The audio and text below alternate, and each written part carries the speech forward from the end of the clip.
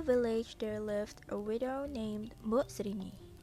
She lived alone because her husband had passed away and she had no child. But Mbok always wished for a child so she wouldn't feel lonely. One day, she dreamed of meeting a giant named Buto Ijo in the forest and taking a package from behind a tree. Believing the dream was real, she went to the forest and met Buto Ijo. Buto Ijo said he would give her a child if she gave him a fair reward in return. Buto Ijo wanted Mbok to return the child once the child had grown up so he could eat her.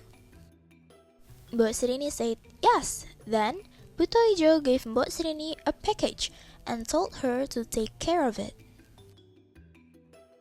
From that day on, Mbok cared for the magical cucumber seed until it grew into a large plant.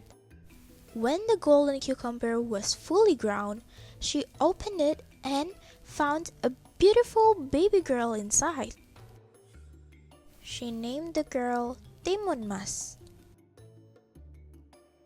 Timun Mas grew up so well, but however, Mbok was always haunted by fear of Buto Ijo. One day, Buto Ijo came to Mbok house and Timun Mas was told to hide in the kitchen.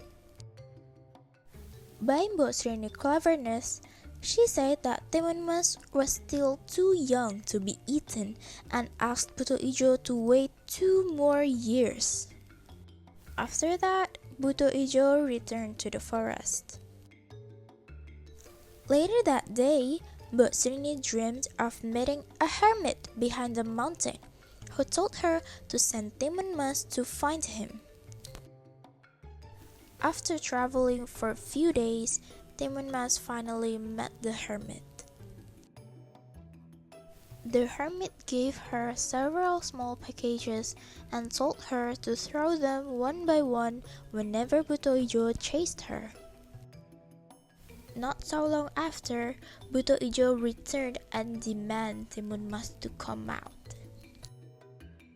Mbok had no choices but calling Timun Mas to come out. But instead of approaching him, Timun Mas ran away. As Buto Ijo chased her, she threw the first package, which contained cucumber seeds. The seeds quickly grew into vines that wrapped around Buto Ijo, but he managed to escape. Then, Timun Mas threw the second package, which contained needles. They turned into pine trees that injured Buto Ijo's feet, but he still managed to free himself. Next, she threw the third package filled with salt. It turned into a vast sea, yet Buto Ijo was still able to escape. Finally, Timun Mas threw the last package, which contained shrimp paste. It transformed into a sea of hot mud, trapping Buto Ijo forever so he couldn't escape.